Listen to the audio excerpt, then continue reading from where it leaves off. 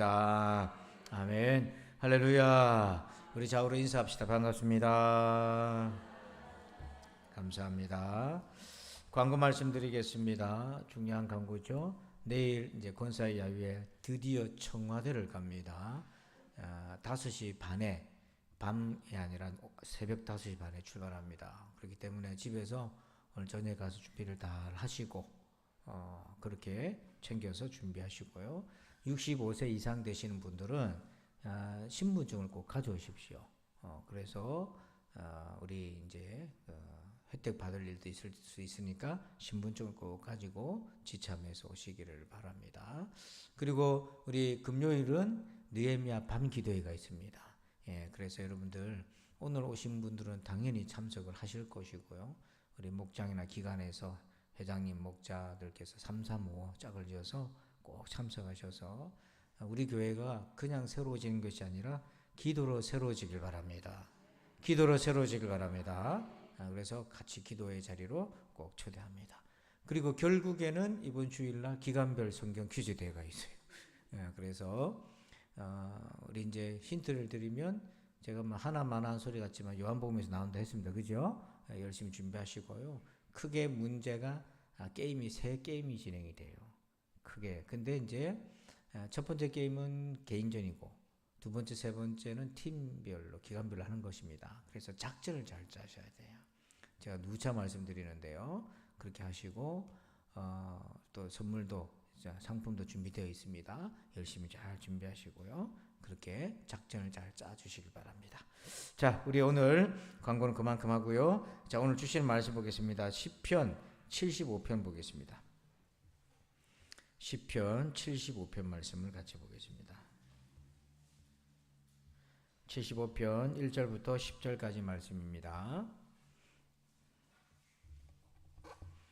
시편 75편 구약성경 75편 1절부터 10절까지 교독하겠습니다. 하나님이여, 우리가 주께 감사하고 감사함은 주의 이름이 가까움이라 사람들이 주의 기이한 일들을 전파하나이다.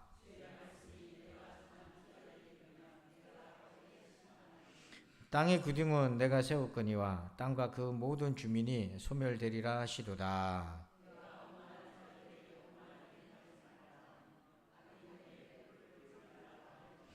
너희 뿔을 높이 들지 말며 교만한 목으로 말하지 말지어다.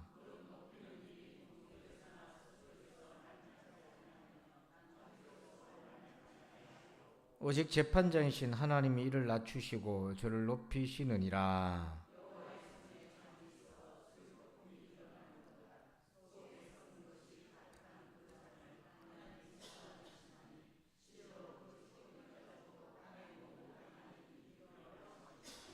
나는 야곱의 하나님을 영원히 선포하며 찬양하며 또 악인들의 뿔을 다 베고 의인의 뿔은 높이 들리리로다. 아멘. 할렐루야. 자, 제목을 같이 한번 읽어볼까요? 시작. 예, 카로보의 하나님. 처음 듣는 말입니다. 그죠? 저도 처음 듣는 말인데 써봤습니다. 자, 그 뜻은 좀 이따 설명을 드리고요. 여러분, 이름이라는 게 굉장히 신비합니다. 그러니까 하나님은요, 신비에 쌓여져 있잖아요. 우리가 하나님 다 모르잖아요. 하나님이 그 신비를 풀어주실 때, 계시해 주실 때 우리가 알잖아요. 그래서 하나님이나 또는 누군가가 하나님 자신이나 아니면 누군가가 하나님에 대해서 이름을 딱 붙이면 그 순간 그런 하나님이 눈에 보이기를 시작하는 거예요. 자, 여러분, 하나님의 호칭을 여러 가지로 많이 쓰잖아요. 대표적으로 기도할 때마다 어떤 하나님? 사랑의 하나님. 그러면 사랑이 하나님의 가지고 계신 사랑이 눈에 확 보이는 거예요. 또 인자하신 하나님. 그런 것처럼. 그래서 하나님의 이름을 딱 부르면 가려져 있던 우리가 보지 못했던 것들이 비로소 보이기를 시작하는 거예요. 자, 그 중에서 오늘 하나님의 이름이 아주 독특하게 등장하는데 1절 봅시다. 1절 같이 읽어볼까요? 시작. 하나님이여, 우리가 주께 감사하고 감사함은 주의 이름이 가까움이라 사람들이 주의 기이한 일들을 전파하나이다. 아멘. 자, 1절에 거기 하나님의 이름이 나와 있어요. 하나님 이름이 뭐라고 되어 있습니까? 이게 하나님 이름인 줄 몰랐을 거예요. 자, 주의 이름이 뭐예요? 가까움이라. 이게 히브리어로 카로브라는 말이에요. 그러니까 오늘 시편 75편 1절에 하나님 이름이 나타나는데 그분의 이름이 뭐라고요? 가까움. 그게 히브리어로 카로브. 근데 여기서 가깝다, 카로브라고 하는 하나님 이름의 뜻이 뭐냐면은 우리가 고난 당할 때 그 고난의 자리에 함께 계셔서 도와주실 수 있을 가까운 하나님이라는 거예요. 그게 하나님의 이름이 가까웁니다. 자, 그래서 우리가 한번 따라서 합시다. 카로브 하나님. 시작. 카로브 하나님. 그게 무슨 뜻이라고요? 내가 고난 당할 때 그 자리에 함께 계셔서 나를 도와주시는 하나님, 그분이 가까웁니다. 이름이. 그래서 이 이름 가깝다 카로브라는 말은 뭐냐면 도와줄 준비가 되어 있다는 뜻이에요. 그러니까 하나님의 이름이 카로브 그러면 우리가 그전에 그런 생각 못했는데 카로브의 하나님, 그러니까 하나님이 내가 힘든 일 고난 당한 일에 그 현장에 있어서 나를 즉시로 도와줄 수 있는 준비되어 계시는 하나님이다. 이렇게 여러분들을 믿고 그 주님을 바라보면 내 삶 속에 그 주님의 도우심이 눈에 보이기를 시작한다는 거예요. 자, 그렇다면 이 카로브 하나님은 오늘 말씀에서 어떻게 우리에게 나타나시나 크게 세 가지로 우리가 추적해 볼 수 있어요. 첫 번째는요. 자, 우리 11절 한번 봅시다. 11절입니다. 시작. 여호와여 신중에 아이고 미안합니다. 이게 다시 한번 읽어볼게요. 1절을 다시 읽습니다. 1절입니다. 시작. 하나님이여 우리가 주께 감사하고 감사함은 주의 이름이 가까움이라 사람들이 주의 기이한 일들을 전파하나이다. 자, 거기에 사람들이 어떤 일을 전파한다고 되어 있어요? 기이한 일들. 즉 하나님이 가깝다, 이름이 가까움이라는 것은 그 가까이 계심으로 인해서 우리에게 어떤 일들이 일어날 수 있다는 거예요? 기이한 일들이 일어난다는 거예요. 여기서 기이하다는 것은 두 가지 의미인데 이해하기 참 어려운 일. 또 두 번째는 뭐냐면 우리의 힘으로는 할 수 없는 일들인데 일어나는 거. 그게 이제 기이한 일들이라는 거예요. 그래서 여러분 출애굽기 15장 11절에 보면 기이한 일들이 일어났어요. 자, 우리 한번 읽어봅시다. 시작. 여호와여 신중에 주와 같은 자가 누구이니까 주와 같이 거룩함으로 영광스러우며 찬송받을 만한 위엄이 있으며 기이한 일을 행하는 자가 누구이니까. 여기서 출애굽기 15장은 뭐냐면 이스라엘이 바다를 건넌 거예요. 출애굽에 홍해 바다를 건넌 거예요. 근데 그걸 기이한 일인데 여러분 어느 민족이 바다를 건넜겠어요? 근데 바다를 건넌 것보다 더 위대한 게 뭐냐면 십자가의 예수 그리스도를 믿는 겁니다. 왜냐? 바다를 건넜어도 3일 만에 무렵다고 원망불평하는 거 보세요. 그러니까 아무리 희한하고 기적을 체험하셔도 여러분 십자가 예수 그리스도를 믿는 십자가의 기이함을 체험하지 않으면 다른 건 다 열등한 거예요. 그래서 저와 여러분이 예수 믿는 것만큼 기이한 일은 없습니다. 눈에 보이지 않는 하나님 어떻게 믿어요? 그분을 위해서 어떻게 목숨을 던질 수 있다고 확신합니까? 이게 기이한 일이에요. 또 여호수아 3장 5절 봅시다. 이거는 이제 그 여리고 성으로 가나안 땅으로 들어가서 거기 요단강을 이제 건너는 장면인데요. 그게 물이 꽉 찼을 때입니다. 시기적으로. 그때 이제 여리고 성을 들어가기 전에 주님이 하신 말씀인데요. 같이 한번 읽어봅시다. 시작. 여호수아가 또 백성에게 이르되 너희는 자신을 성결하게 하라. 여호와께서 내일 너희 가운데 기이한 일들을 행하시리라. 그래서 물이 넘친 요단강을 제사장이 발을 딛는데 그 물이 멈추기 시작하는 거예요. 그러니까 자연 법칙에 어긋나는 기이한 일들이 일어나요. 이것도 물이 멈춰서 기이하다고 겉으로는 알아듣지만은 믿음으로 갈 때 하나님이 길을 열어주시는 것을 체험하는 거예요. 근데 이 하나님의 기이함을 이들이요 여호수아 이전에 모세가 민수기에서 이스라엘 백성들을 40일 동안 정탐꾼을 가나안 땅에 보냈는데 그들이 돌아와가지고 12명 중에 2명 여호수아 갈렙 빼고 10명은 뭐라고 얘기했습니까? 땅은 참 좋은데 갈 수 있다 없다? 없다. 요단강 물을 걷는 게 기이한 것이 아니라 그 신장이 장대하고 이스라엘이 도저히 싸워서 이길 수 없는 사람들이 진을 치고 있는 그 땅을 믿음으로 발로 밟는 기이함이 필요한 거예요. 사실은 이게 진짜 중요한 기이함인 거죠. 또 요나단의 얘기해 봅시다. 다윗과 요나단의 사무엘하 1장 26절 한번 읽어봅니다. 시작. 내 형 요나단이여 내가 그대를 애통함은 그대는 내게 심히 아름다움이라 그대가 나를 사랑함이 기이하여 여인의 사랑보다 더하였도다. 자, 그대가 나를 사랑함이 뭐했다? 기이하다. 그러니까 여러분 다윗이 얼마나 고독했어요. 그는 어릴 때부터 8째 아들이지만은 아들 취급도 못 받고 전장터에 아버지 심부름 갔다가 조롱당하고 그 의분을 참지 못해서 골리앗을 무너뜨리겠다고 나섰다가 무시당했다가 그래서 하나님 도우심으로 골리앗을 무너뜨려서 사울의 눈에 들고 사울의 이제 충직스러운 신하가 되고 사위도 됐는데 사울이 그를 미워하기 시작해요. 정적으로 여기기 시작해요. 아무도 안 도와줘요. 나중에 다윗이 쫓겨갈 때에 제사장 아히멜렉한테 갔을 때 아히멜렉이 뭐라고 했냐면 이상하다. 왜 혼자 왔나? 이렇게 얘기해요. 그때는 다윗하고 가까우면 전부 사울에게 다 의심받고 제거당하는 거예요. 왜 혼자 왔나? 아무도 그를 가까이 안 했다.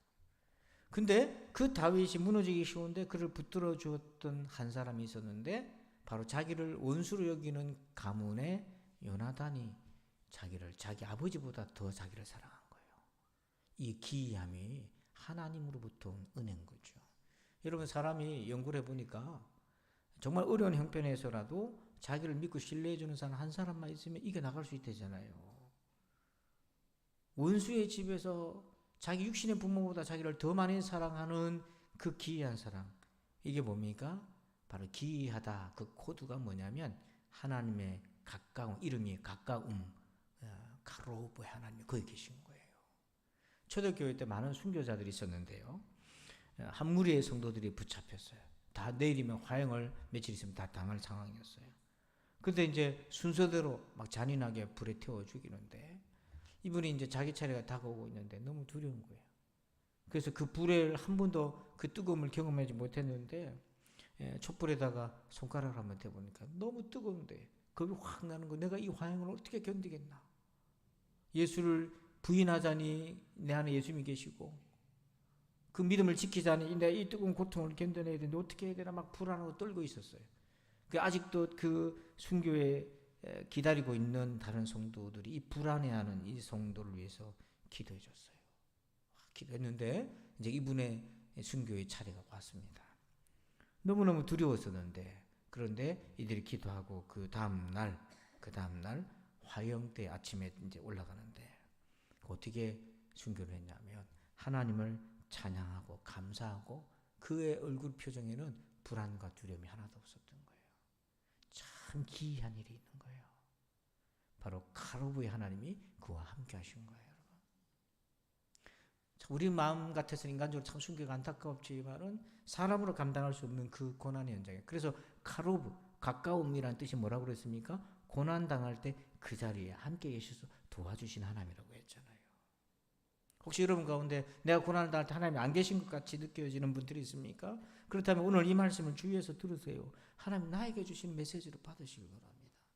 아니야, 네가 고난을 당할 때 내가 거기에 있었다라고 말씀하시는 것입니다. 두 번째 카로브의 하나님, 가까움이라는 뜻은 뭐냐면 2절 말씀 봅시다.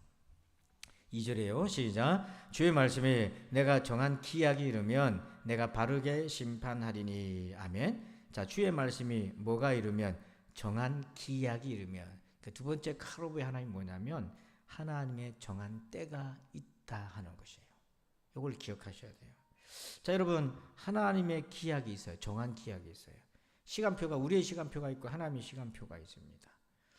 근데 아브라함이요 75세에 하나님의 부름을 받고 가나안 땅에 왔습니다. 거기에는 자식이 없었어요. 근데 하나님이 약속해 주셨잖아요. 하늘의 별과 같이 바다의 모래같이 네 후손이 많아질 것이다. 자기는 여러 가지 방법을 생각했는데 아니야, 네 태에서 나올 것이다. 자, 그런데 이삭을 아브라함이 몇 세 할 때 주셨습니까? 100세에 주셨잖아요. 25년이 지난 뒤에 주셨어요. 왜 그때 주셨을까요? 약속하신 말씀 그 다음 해에 1년 뒤에 주셨으면 안 됐나요? 왜 100세에 주셨어요? 그래서 창세기 21장 2절과 3절 한번 읽어봅시다. 시작. 사라가 임신하고 하나님이 말씀하신 시기가 되어 노년의 아브라함에게 아들을 낳으니 아브라함이 그에게 태어난 아들 곧 사라가 자기에게 낳은 아들을 이름하여 이삭이라 하였고. 자, 왜 이삭을 25년이 지난 100세에 주셨을까요? 좀 일찍 주셔가지고 재롱도 좀 부리고 하면 더 좋았을 건데 왜 하필 그때? 근데 여러분 어쨌든 하나님 약속을 지키셨잖아요. 그래서 이삭이 나왔다는 것은 약속을 지키신 하나님이라는 거예요. 자, 그런데 왜 그때? 자, 여러분, 요셉이 30살에 총리가 됐지 않습니까? 17살에 형들에게 배반 땅에 노예로 팔려왔어요. 근데 왜 하나님 꿈을 주셨는데 조금 더 일찍 고난을 좀 짧게 하셨으면 좋으실 텐데 왜 하필 30세에 총리가 되게 하셨어요? 왜 그때 그렇게 하셨습니까? 우리가 참 가늠하기 어려워요. 자, 그런데 성경을 보면, 역추적으로 보면 한 가지 실마리가 하나 있어요. 우리는 우리의 때에 뭔가 이루어졌으면 내가 참 좋겠잖아요. 근데 예수님이 이 땅에 오실 때에 때가 참해해가지고 예수님 오셨지 않습니까? 하나님의 때에 차서 오셨는데 그때 사람들이 동정녀 마리아의 탄생을 믿지 못했잖아요. 처녀가 잉태한 것을. 근데 마리아가 천사 뭐라 얘기합니까? 원래 아들을 자식을 못 놓는다 했던 누굽니까? 세례요한의 부모님이 임신해가지고 6개월 넘었잖아요. 자, 그들은 왜 하필 이때 하나님이 포기했던 그 사가랴와 엘리사벳에게, 그 노부부에게 세례요한의 아들 왜 이때 주셨냐고요. 자기들 개인적으로 보았을 때는 제사장인데 자식 못 놓으니까 저주받은 거 아니야, 하나님한테 벌받은 거 아니야, 온갖 추측과 모욕 속에 있었는데 왜 하필 이때를 주셨습니까? 근데 세례요한을 통해서 하나님은 누구의 길을 예비하신 거예요? 예수 그리스도의 길을 예비하셨죠. 그러니까 하나님의 때는 우리의 어떤 인간적인 욕망을 채우고 우리의 어떤 이득을 채우는 것이 아니라 하나님의 영광을 드러내시기 위한 것인 거예요. 그걸 알 수 없어요. 제가 며칠 전에 참 마음이 아픈 일이 있었습니다. 바로 제 바로 밑에 후배, 제가 87 학번이거든요. 대학교 학년도. 제가 88학번 바로 밑에 후배 선교사, 인도에 있는 선교사인데 축구도 좋아하고 굉장히 건강하고 그랬는데 페이스북을 통해서 이제 소식도 듣고 이렇게 했는데 갑자기 페이스북에 소천했다는 글이 올라온 거예요. 너무 제가 놀라고 이게 무슨 일인가? 뭐 지병이 있었던 것도 아닌데 이사를 하고 뭐 무리를 좀 했는 모양인데요. 몸이 안 좋다고 집에 들어가자마자 심장마비가 온 거예요. 한참 선교할 때인데. 그 사모님은 어떻게 하고 애들은 어떻게 하고 막 그 선교지에 있는 신자들은 어떻게 하고 막 제가 이제 그 후배랑 뭐 절친하고 그런 건 아닌데 학교 다니면서 보고 막 그랬기 때문에 유심 있게 관심 있게 선교사니까 지켜보고 있었는데요. 갈 수가 없잖아요. 하나님 왜 이 젊은 나이에 불러가시는지 알 수 없어요. 우리가 어떻게 알겠어요? 자, 그런데 가까웠다 하나님은 그 가까운 카로브는 하나님의 정한 때가 있다고 되어 있는데 그 2절 한번 보십시다. 2절을 다시 봐요. 2절을 보면 주의 말씀이 내가 정한 기약이 이르면 그 다음 뭐라고 되어 있습니까? 내가 바르게 심판하리니. 거기에 바르게라는 히브리어 뜻은요 뭐냐면 옳게, 평등하게 이런 뜻이에요. 그러니까 하나님의 정한 기약에 있어서 일을 하실 때에 그때가 하나님의 기준으로 옳다, 가장 적합하다 그런 거예요. 그러니까 우리로서는 추적이 안 돼요. 그래서 전도서 3장 1절 같이 한번 읽어봅시다. 함께 읽어봅니다. 시작. 범사에 기한이 있고 천하 만사에 다 때가 있나니. 여러분 이 하나님의 때를 신뢰하시길 바랍니다. 하나님의 때를 신뢰하시길 바랍니다. 우리 그 찬양 중에 가스펠 찬양 중에요. 주님의 시간에라는 찬양이 있어요.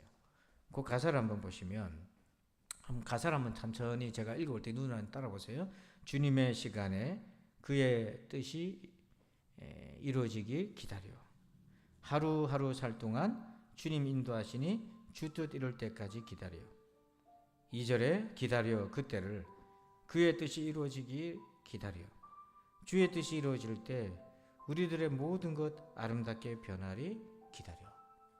그러니까 여러분 카로브의 하나님은요, 내가 고통당할 때 그 자리에 함께 계신 하나님은 하나님의 때에 가장 올바르게 심판하실 거예요. 그걸 믿으시길 바랍니다. 그게 믿음이에요. 그래서 우리가 이 찬양을 같이 한번 불러 보겠습니다.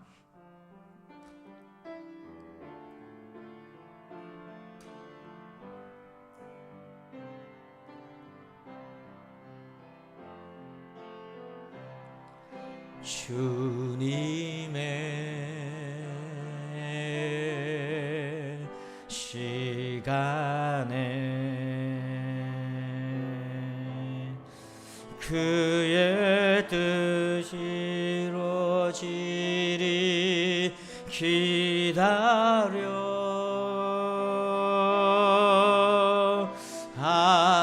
하루하루 살 동안 주님 인도하시니 주 뜻 이룰 때까지 기다려 그때를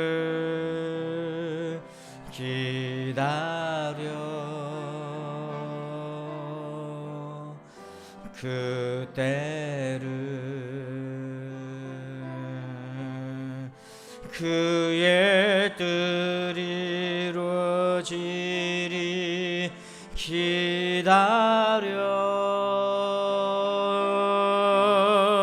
주의 뜻 이루어질 때 우리들의 모든 것 아름답게 변하리 기다려. 할렐루야. 누구의 뜻이 이루어지기를 기다리라는 겁니까? 주님의 뜻이에요. 내 뜻이 아니라 카로브의 하나님 정한 때에 올바르게 심판하실 것입니다. 이루어 주실 것입니다. 세 번째 카로브의 하나님 가까움이라는 하나님은 어떤 하나님이신가요? 3절 봅시다. 3절 말씀 같이 읽어봐요. 시작. 땅의 기둥은 내가 세웠거니와 땅과 그 모든 주민이 소멸되리라 하시도다. 아멘. 자, 여기 3절에 보니까 하나님이 뭘 세웠다고 되어 있어요? 땅에 뭐예요? 기둥. 자, 여러분 언제 기둥을 세웁니까? 우리가 집 지을 때잖아요. 집 지을 때 기둥 세우잖아요. 그러면 이 세상은 누구의 집이라는 거예요? 이 세상은 누가 주인이라는 거예요? 하나님이라는 뜻이에요. 내가 기둥을 세웠다. 하나님이 주인이라는 것입니다. 땅과 그 모든 주민들은 일시적이고 한낮에 불과해서 소멸되지만 하나님이 영원히 주인으로 계시다. 근데 이것이 우리에게 어떤 위로가 됩니까? 당장에는요, 힘이 센 사람, 권력이 많은 사람들이 막 쥐고 흔드는 것 같잖아요. 을이 슬프지 않습니까? 어떻게 해볼 수 없잖아요. 갑은 교만하지 않습니까? 근데 여러분, 기둥을 세우신 분이 하나님이시라는 거예요. 그래서 야곱이 28장에서 창세기 28장에서 외삼촌 집으로 쫓겨갈 때에 이 세상의 주인이 누구신지를 그가 알게 되고 고백하는 장면이 나와요. 자, 우리 28장 18절 보니까요. 하나님을 만났습니다. 야곱이. 그때 뭐 했는지 한번 읽어봅시다. 시작. 야곱이 아침에 일찍 일어나 베개로 삼았던 돌을 가져다가 기둥으로 세우고 그 위에 기름을 붓고 내가 기둥으로 세운 이 돌이 하나님의 집이 될 것이요 하나님께서 내게 주신 모든 것에서 10분의 1을 내가 반드시 하나님께 드리겠나이다 하였더라. 아멘. 야곱이 하나님을 만난 그 베델에다가 기둥을 세우면서 여기가 뭐가 될 거다고요? 하나님의 집이 될 것이다. 다시 말해 이곳의 주인이 누구시라는 거예요? 하나님. 아무 힘이 없이 형의 협박에 그냥 지팡이 하나만 들고 보따리 하나만 들고 도망가고 있는 야곱이 하나님이 그 베델에서 만나 주셨잖아요. 하나님이 주인이신 걸 알게 해주신 거죠. 그리고 마침내 그 고백대로 하나님이 외삼촌 라반의 집에서도 누가 주인이었습니까? 외삼촌이 주인인 것 같았는데 실제 주인은 누구셨어요? 하나님이에요. 그래서 때가 차서 20년이 되어서 이제 집으로 돌아오는데 형 에서가 군사를 이끌고 자기를 향해 분노의 얼굴로 다가올 때에 그때 그 길목의 주인이 에서 같았지만은 야복강에서 기도할 때에 형의 얼굴이 바뀌었습니다. 그 길의 주인이 누구시라는 거예요? 하나님. 그러므로 여러분이 있는 곳에 기둥을 세우실 바랍니다. 사실 이 기둥은 어떤 의미냐면 시편에서는 집을 세우는 기둥이지만 창세기에 나오는 이 기둥은 사실은 제단의 의미가 가까워요. 어찌됐든 우리가 예배를 드리고 우리가 하나님께 영광 돌리는 그 순간이 뭐냐면 주인이 하나님이시라는 거죠. 그래서 4절 말씀 봅시다. 4절 봅니다. 시작. 내가 오만한 자들에게 오만하게 행하지 말라 하며 악인들에게 뿔을 들지 말라 하였노니. 자, 여기 오만한 자가 나오잖아요. 하나님을 두려움이 없고 자기가 주인 노릇한 주인 행사하는 자들. 그래서 악인들에게 뭘 들지 말라고 되어 있어요? 뿔을 들지 말라 했을 때 이 뿔은 뭘 의미하냐면 능력, 권력, 힘을 의미합니다. 자기 힘과 능력을 막 뿔을 들은 거예요. 하나님이 앞에서 스스로 높이는 거예요. 여러분, 스스로 높이는 것은 사탄적인 거예요. 하나님이 제일 싫어하는 겁니다. 자, 그 말씀에 배경이 있는데 이사야서 14장 4절부터 한번 천천히 같이 한번 읽어봅시다. 시작. 너는 바벨론 왕에 대하여 이 노래를 지어 이르기를 압제하던 자가 어찌 그리 그쳤으며 강포한 성이 어찌 그리 패하였는고. 자, 이 사진은 뭐냐면 하나님이 이스라엘을 채찍의 도구로 쓰신 것이 바벨론이거든요. 그러니까 바벨론은 하나님이 쓰신 막대기예요. 지가 주인이 아니었던 거죠. 근데 이 막대기 바벨론이 교만해가지고 하나님이 정한 선을 넘어버린 거예요. 그래서 자기가 주인 노릇을 한 겁니다. 스스로 높였어요. 그래서 12절에 너 아침의 아들 계명성이요 어찌 그리 하늘에서 떨어졌으며 너 열국을 엎은 자여 어찌 그리 땅에 지켰는고. 여기 너 아침의 아들, 이게 이제 모니스타 금성을 의미하는데 계명성, 이게 사실은 본문의 맥락에서는 바벨론이에요. 그 영적인 의미는 사탄인 거예요. 스스로 높였습니다. 그런데 결과 어떻게 됐나? 13절 보니까 네가 네 마음에 이르기를 내가 하늘에 올라 하나님의 무별 위에 내 자리를 뭐하리라? 높이리라. 내가 북극 지폐의 산 위에 앉으리라. 하나님보다 높아지려는 거예요. 그러니까 막대기 주제에 자기가 주인 행세하기 시작했던 거고요. 천사가 타락하여 하나님처럼 되고자 했던 겁니다. 14절 가장 높은 구름이 올라가 지극히 높은 이와 같아지리라 하는도다. 하나님과 같아지겠다. 그런데 어떻게 됐나? 15절 읽어볼까요? 시작. 그러나 이제 네가 수월 곧 구덩이 맨 밑에 떨어짐을 당하리로다. 어디로 추락했어요? 수월 지옥 구덩이로 떨어졌어요. 그렇게 하신 분이 누구신 거죠? 하나님이 그렇게 하셨어요. 그리고 역사적으로 바벨론이 교만해가지고 예루살렘 치는 징계 막대기로 하나님에게 일시적인 그 역할을 했지만 이게 교만해가지고 완전히 하지만 넘지 말아야 될 선까지 다 넘은 거예요. 그래서 하나님이 이 교만한 바벨론을 바사 제국, 페르시아 제국을 들어서 바벨론을 하나님이 치신 거예요. 말 그대로 수월의 구덩이에 집어넣으신 거죠. 계시록에는 이 바벨론 로마 세력이고 영적으로는 사단의 세력인데 무적행으로 집어 던져 넣으시잖아요. 주인이 하나님이시기 때문에 그렇게 하실 수 있는 거예요. 그런데 여기서 우리가 주목할 부분이 있어요. 6절 보세요. 6절, 5절과 6절 천천히 한번 읽어봅시다. 시작. 너희 뿔을 높이 들지 말며 교만한 목으로 말하지 말지어다. 6절, 무릇 높이는 일이 동쪽에서나 서쪽에서 말미암지 아니하며 남쪽에서도 말미암지 아니하고. 자, 6절 보세요. 5절에 보면 절대로 교만하지 말라고 했어요. 스스로 높이지 말라. 그 다음에 6절에 뭐라고 되냐면 무릇 높이는 일이 동쪽, 서쪽, 그 다음에 남쪽에서도 말미암지 않는다. 근데 여기 하나가 빠졌어요. 동과 서와 남이 나왔는데 뭐가 빠졌습니까? 북쪽이 빠졌죠. 자, 북쪽이 있습니다. 어디 있나? 7절 보세요. 우리가 당연히 예상하는 북쪽이 나와야 될 자리에 7절 한번 읽어봅니다. 시작. 오직 재판장이신 하나님이 이를 낮추시고 저를 높이시느니라.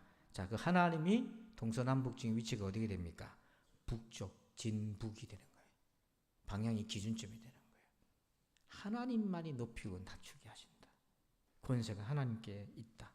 우리 존재의 고도를 결정하시고 인도하시는 분은 하나님이시다. 하나님이 이 세상에 기둥을 세우신 분이기 때문에 그렇다. 그래서 이걸 믿는 사람들은, 신자들은 어떻게 삽니까? 10절 봅시다. 10절 같이 한번 읽어봅니다. 시작. 또 악인들의 뿔을 다 베고 의인의 뿔은 높이 들리로다. 아멘. 하나님이 어떤 뿔을 높이신다고 되어 있어요? 의인. 이 의인이라는 것은 하나님을 경외하고 두려워하고 예수 그리스도의 의로움을 무장하고 이 땅에서 하나님을 경외하며 믿음의 길을 걸어가는 사람들을 일컫는 거예요. 그러니까 진짜로 세상의 주인 카로보의 하나님을 믿는 사람은 의의 길을 걷게 되어 있는 거죠. 그래서 우리 1절 한번 봅시다. 그 1절 한번 같이 읽어볼까요? 시작. 하나님이여 우리가 주께 감사하고 감사함은 주의 이름이 가까움이라. 사람들이 주의 기이한 일들을 전파하나이다. 아멘. 거기 하나님의 이름이 뭐라고요? 가까움, 카로브. 그 이름의 뜻은 세 가지 의미로 나타납니다. 첫 번째 뭐예요? 1번 제목을 봅시다. 1번 주의 기이한 일들 우리 가운데 일어나고 있어요. 두 번째, 내가 정한 계약 하나님의 때에 따라 올바르게 하십니다. 세 번째 뭐예요? 주인이신 하나님, 세상에 기둥을 세우신 분이 하나님. 저와 여러분 인생에 기둥을 세우신 분도 누구셔요? 하나님. 그래서 여러분, 하나님 멀리 계시지 않아요. 카로브, 내가 고난당하는 그 순간 그 자리에 함께 계셔서 우리를 도와주실 준비가 되어 있어요.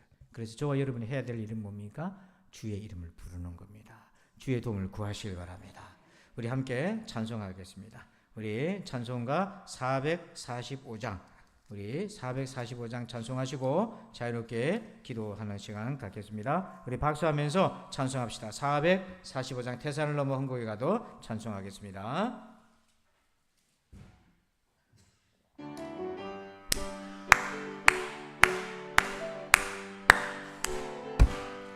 태산을 넘어 험곡에 가도 빛 가운데로 걸어가면 할렐루야 지키시기로 약속한 말씀 변치 않네.